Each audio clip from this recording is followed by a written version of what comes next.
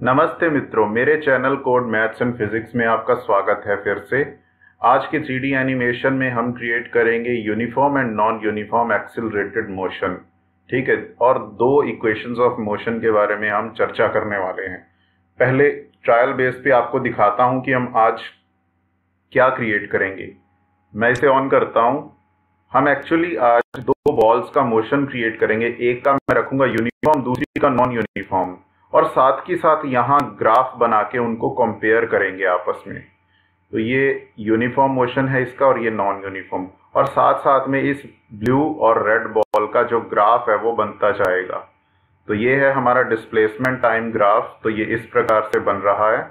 ठीक है, तो ऐसे ये बनता जाएगा, और यहाँ पर इस पॉइंट पर ये दोनों बॉल मतलब ये क्रॉस कर गई, ब्लू बॉल इसको क्रॉस कर गई, और फिर ये मोशन हमने क्रिएट किया है 14 सेकंड का। ठीक है, तो जैसे जैसे टाइम आगे बढ़ेगा तो इनमें डिफरेंस बढ़ता जाएगा, क्योंकि ब्लू बॉल का जो मोशन है वो एक्सिलरेटेड है, यानी कि उसकी गति भी प्रति क्षण बढ़ती जा रही है। यहाँ 14 पर रुक गया और देखो कितना अंतर आ गया पोजीशंस में। यहाँ पे भी आप देख सकते हो। तो चलिए कोडिंग स्क्रीन पर, और इसको ऑफ कर देता हूँ। फ्रेश कोडिंग करेंगे फिर से, और ये लो मैंने कर दिया इसको कमेंट। ठीक है, और फिर से बताता हूं आपको, यहां से भी कमेंट मार देता हूं मैं। ठीक है, अच्छा, तो इसके लिए मुझे आवश्यकता है वी पाइथन की, तो वो है।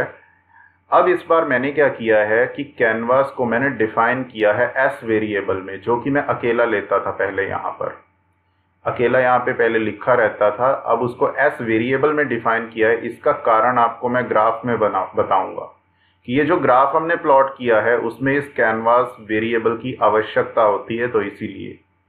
अब चलिए दो बॉल्स पहले क्रिएट कर देते हैं, लाल और नीले रंग की। तो ये मैं ऑन कर देता हूँ। अच्छा, ये इतना रेडियस ले लिया, बाकी ये लाल और नीली बॉल है। एक बॉल को ऊपर रखा है तो उसके कोऑर्डिनेट्स ऐसे हैं, यानी कि ये जो लाल रंग की बॉल रखी है थोड़ी आगे रखी है मैंने, जिसका मैं कांस्टेंट मोशन देने वाला हूं, और इसका मैं एक्सिलरेटेड मोशन देने वाला हूं नीले वाली बॉल का। ठीक है, तो ये दोनों बॉल हो गई। अब यहां पर दो वेलोसिटी मैंने डिफाइन करनी है दोनों की। तो ये पहली बॉल की जो वेलोसिटी ये कांस्टेंट रहेगी 0.3 एक्स डायरेक्शन में, बाकी वाई और जेड में मैंने 0 रखी है। ठीक है, मैं अभी एक सॉरी मोशन इन मतलब एक्स एक्सिस क्रिएट करने वाला हूं।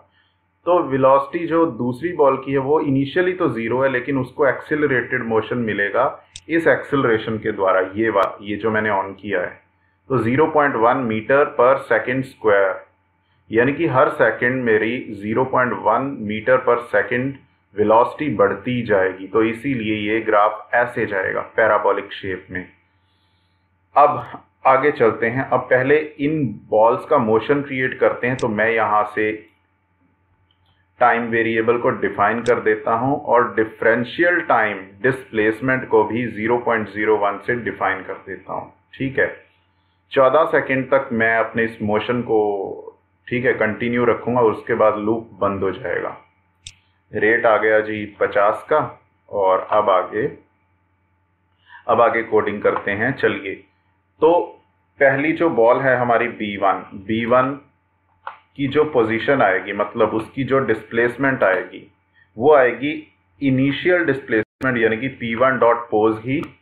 ये वाला है इनिशियल, ये फाइनल है। जो आंसर आएगा ये इनिशियल पोजीशन, ये फाइनल पोजीशन है, प्लस इसमें V1 नाम की जो इसकी वेलोसिटी है मल्टीप्लाई करूंगा dt से, यानी कि जो डिफरेंशियल टाइम डिस्प्लेसमेंट है हमारी उससे मल्टीप्लाई करूंगा। इतना इतना इंक्रीमेंट हमेशा डिस्प्लेसमेंट में होता जाएगा, और बॉडी ऐसे कांस्टेंट मोशन में मूव करती जाएगी। ठीक है, ये फिजिक्स का आपको समझा दिया मैंने। अब बात करते हैं B2 की। तो B2 के लिए सबसे पहले उसमें अब एक्सिलरेटेड मोशन है। ठीक है ना, तो अब पहले इसकी वेलोसिटी पर चर्चा करते हैं। तो इसकी पहले फाइनल वेलोसिटी निकालनी पड़ेगी। V2 आएगी, इनिशियल वेलोसिटी V2 ही, ठीक है, पहले वाली V2 प्लस अब एक्सेलरेशन जो हमने डिफाइन किया है वो मल्टीप्लाई बाय dt, मतलब हर dt टाइम में इतने इतने एक्सेलरेशन यानी इतनी वेलोसिटी की डिस्प्लेसमेंट होती जा रही है, क्योंकि ये जीरो से शुरू हो रही है ना, यहाँ से ये देखो ये वेक्टर जीरो है, तो ये जीरो से शुरू हो रही है और एक्स डायरेक्शन में इतना इतना वेलोसिटी का इंक्रीमेंट होता जा रहा है और वेलोसिटी यूं ऐसे ऐसे बढ़ती जा रही है हमेशा। तो अब आगे ये वेलोसिटी डिफाइन हो गई। अब बात करते हैं इसकी पोजीशन की, तो b2 आएगा भाई, b2 dot pos final equal to initial b2 dot pos plus पहले की तरह v2 मल्टीप्लाई dt। ठीक है, ये जो पहले की तरह बॉल 1 के लिए किया वही इसके लिए कर दिया। अब ये जो, अच्छा टाइम का कैसे पता चलेगा, यहां से पता चलेगा। देखो यहां मैं इसको ऑन कर देता हूं, टी में भी तो इंक्रीमेंट होना चाहिए ना, ताकि मोशन फाइनाइट बना रहे हमारा। और अब इतना पहले चला के देखते हैं, ग्राफ की बातें बाद में करेंगे, पहले चलो इतने में हम चलते हैं स्क्रीन पर। और ये विजुअल स्क्रीन पर आ गए। अब यहां देखिए ये जीरो से शुरू हो रही है और ये पहले से ही इनिशियल वेलोसिटी थी इसकी कुछ। अब ये यूनिफॉर्मली ऐसे ही मूव करती जाएगी, ये पीछे से आई और ये वेलोसिटी बढ़ती जा रही है बढ़ती जा रही है और ये इसको क्रॉस कर गई, ये देखो समान होगी, अब ये आगे निकल गई। अच्छा अब स्क्रीन थोड़ी छोटी हो जाएगी, यानी कि ये दूर हो गई, ये मतलब रोटेट नहीं कर रही है बॉल, ये दूर हुई है दूर, तो वो दूर से ऐसा मोशन हमें दिखाई दे रहा है, ये लो ऐसे कर दिया। अब वो आगे निकल गई, काफी आगे निकल गई, 14 सेकंड तक ये दोनों का मोशन चला और ये रुक गई, तो इतना दोनों में अंतर रह गया। ठीक है, इतना एक्स डिस्प्लेसमेंट का। तो ठीक है, तो ये मोशन तो हमने बना लिया। अब ग्राफिंग करते हैं इसकी, ग्राफ पर समझते हैं ध्यान से। पहले थोड़ी सजावट करते हैं। तो टेक्स्ट में मैंने ये शेप्स ली हैं, जिसमें लाल रंग वाली बॉल के नीचे लिखा होगा ये यूनिफॉर्म मोशन, और उसकी हाइट और विड्थ दे दिया टेक्स्ट को ये चीज का, ये मतलब 0.5 तक फैला होगा, और ये वेक्टर इसका दे दिया, यानी कि उसके बिल्कुल थोड़ा सा नीचे, ये देखो इसके साथ मिलते जुलते कोऑर्डिनेट्स मैंने हैं, अपने अकॉर्डिंगली देख सकते हो आप। ठीक है, जैसे आपको सेटलमेंट बैठती है। तो ये लिखा होगा ब्लू नॉन यूनिफॉर्म मोशन। ठीक, अब लिखा हुआ है तो उसको चेक कर लेते हैं।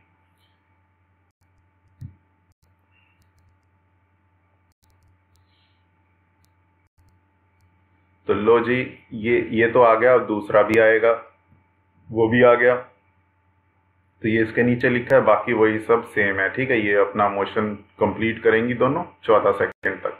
तो इसको बंद कर देता हूं। अब आगे फाइनल बात रह गई है ग्राफ की। तो अब ग्राफ पर आते हैं, जो मेन है आज का कंसेप्ट। तो ग्राफिंग हम कैसे करते हैं, देखो ग्राफ के लिए हमारे पास ये ऑप्शन अवेलेबल है। हर प्रकार का ग्राफ होता है, बार भी होता है और दूसरे भी होते हैं, पॉइंट ग्राफ भी होता है हमारे पास। फिलहाल मैं अभी यही लीनियर ग्राफ ही देख रहा हूं। ठीक है, तो x का मिनिमम 0 रखा है और मैक्सिमम 15, यानी कि x मतलब x एक्सिस, जहां पे मैं टाइम एक्सिस लूंगा। ठीक है, टाइम एक्सिस मेरी, तो 0 से लेके 15 तक उसका स्केल मैंने दिया है। और ग्राफ जो पेपर है मेरा, उसकी विड्थ और हाइट, जैसे कैनवास की विड्थ हाइट देते हैं और वैसे ही।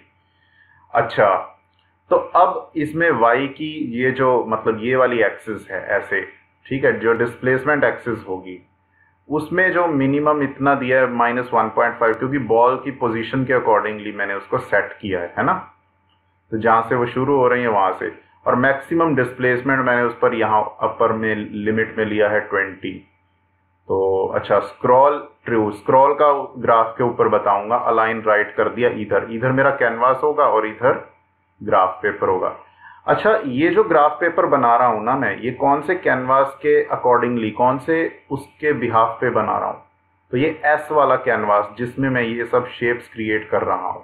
अगर मैं इसमें ये आर्ग्यूमेंट नहीं देता तो होगा क्या कि कैनवास तो मेरा आ जाएगा, ग्राफ भी आ जाएगा, लेकिन ग्राफ की पोजीशन बड़ी बिगड़ी होगी, नीचे को आएगी, तो वो ठीक से दिखाई नहीं देगा। इसीलिए मैंने कहा कि अलग से इसका वेरिएबल डिफाइन कर कर और हम इसको ऐसे कर देते हैं। ठीक है, तो चलिए अब आगे देखते हैं। अब इस प्रकार से, हाँ, तो ये क्या हो गया अब, हाँ ये हो गया। तो हमने ये ग्राफ डिफाइन कर लिया, जी नाम का ग्राफ। अब आगे इसको मैं ऑन कर देता हूं।